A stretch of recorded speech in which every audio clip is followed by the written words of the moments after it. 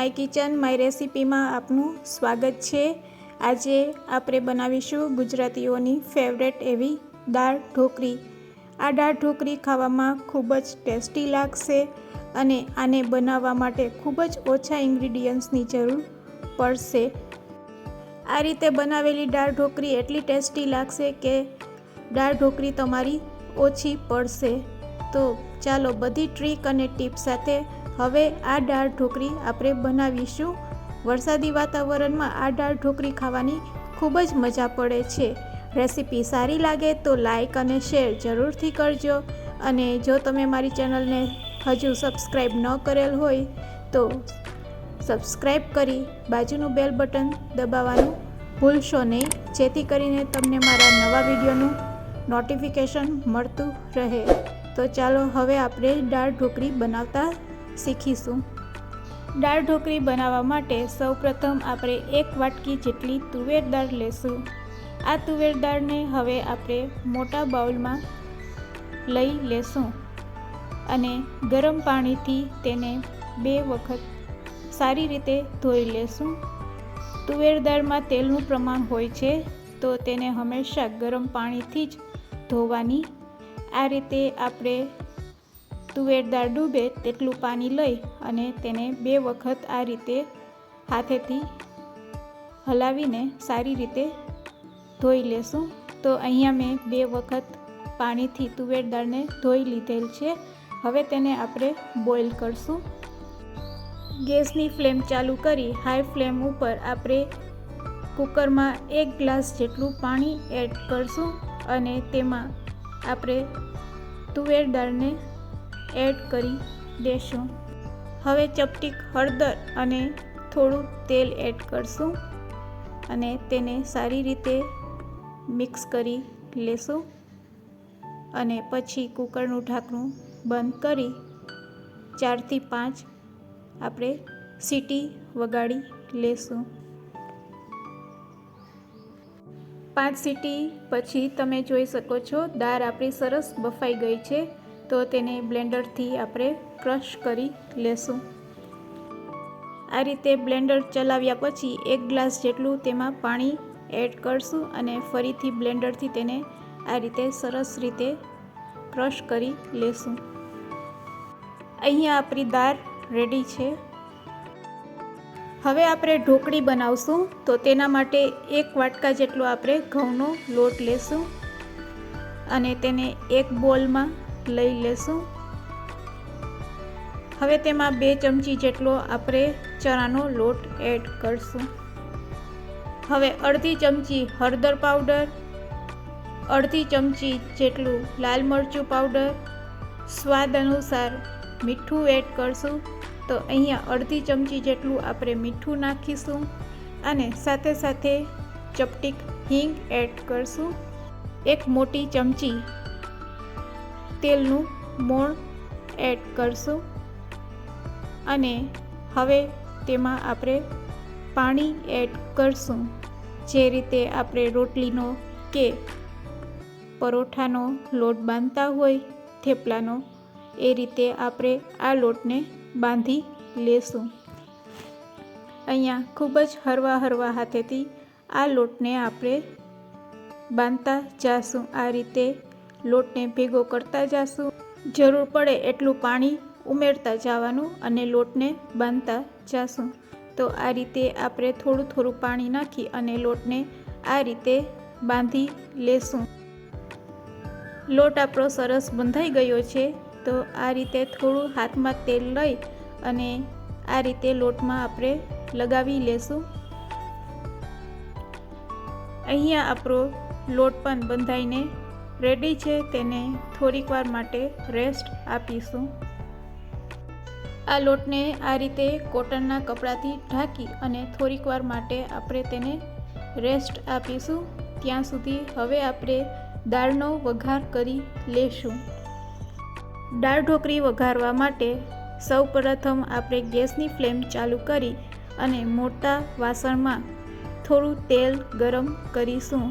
તેલ ગરમ થાય એટલે રાઈ અડધી ચમચી અને અડધી ચમચી જેટલું જીરું એડ કરશું રાઈ અને જીરું તેલમાં સારા કકડી જાય એટલે તેમાં આપણે હિંગ એડ કરી દઈશું. જ્યારે પણ દાળ ઢોકળી બનાવો ત્યારે થોડા ઊંડા વાસણમાં બનાવવું, જેથી કરીને દાળની ક્વોન્ટિટી થોડીક આપણે વધારે રાખવાની હોય છે, તો તે રીતે આપણે વાસણ લેશું. અહીંયા રાઈ અને જીરું સરસ કકડી ગયા છે, તો હવે લીમડાના પાન અને ચપટીક હિંગ એડ કરી દેશું. સાથે સાથે સમારેલા 2 નાના ટમેટાં એડ કરી દેશું. સમારેલું 1 નંગ લીલું મરચું એડ કરશું અને તેને ચમચાથી સારી રીતે મિક્સ કરી લેશું. હવે તેમાં આપણે મસાલા એડ કરશું. તો સ્વાદ અનુસાર મીઠું એડ કરશું અને 1 ચમચી લાલ મરચું પાવડર એડ કરશું. અડધી ચમચી જેટલું ધાણા જીરું પાવડર અને અડધી ચમચી જેટલી હળદર એડ કરશું. ચપટીક આપણે ખાંડ એડ કરશું. તો અહીંયા મેં અડધી ચમચી જેટલી ખાંડ એડ કરેલ છે.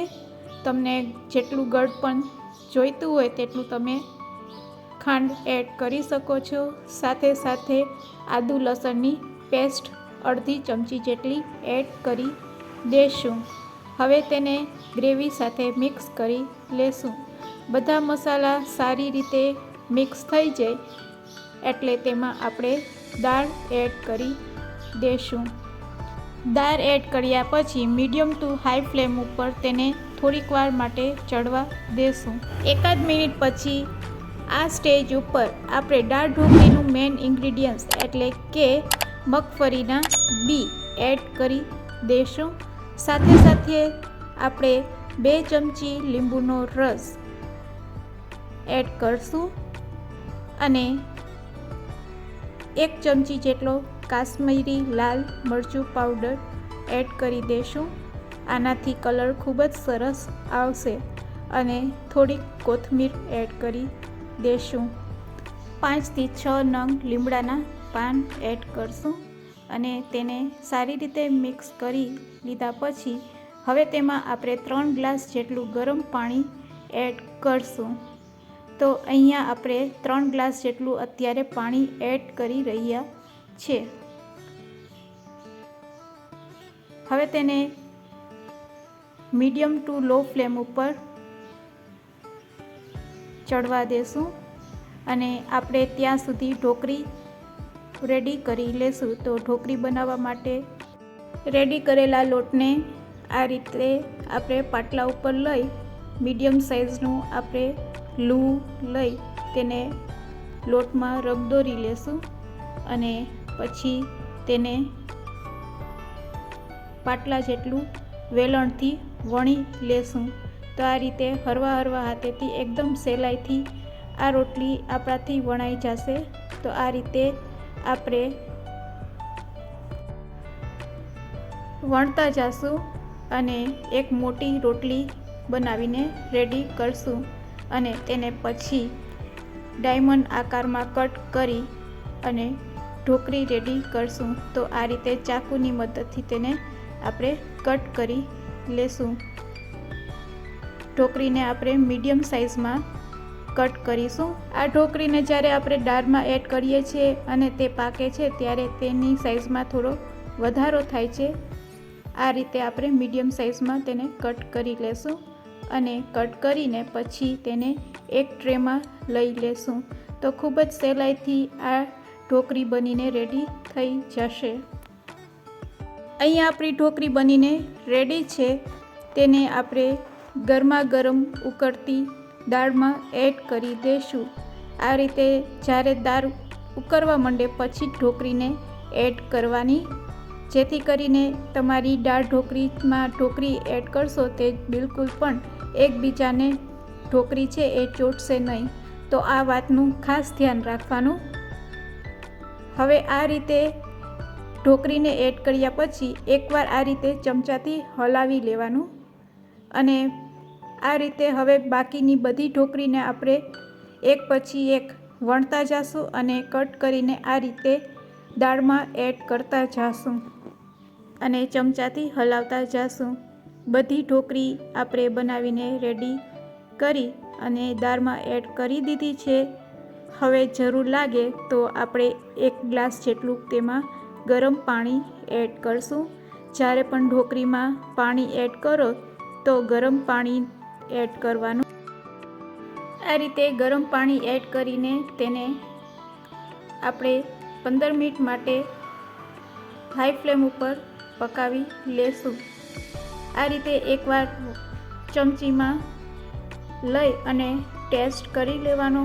તમારા સ્વાદ મુજબ તમે એમાં લીંબુ અને ગોળ કા ખાંડ એડ કરી શકો છો.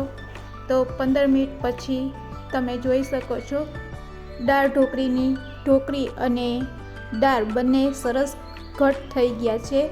તો આ રીતે 2 ગ્લાસ જેટલું પાણી ભરી જાય એટલે આપણી દાળ ઢોકળી બનીને રેડી છે. તેના ઉપર કોથમીર સ્પ્રેડ કરશું. તો રેડી છે દાળ ઢોકળી સર્વ કરવા માટે. આ રીતે ગરમા ગરમ દાળ ઢોકળીને સર્વિંગ બોલમાં લઈ અને તમે ગરમા ગરમ સર્વ કરી શકો છો.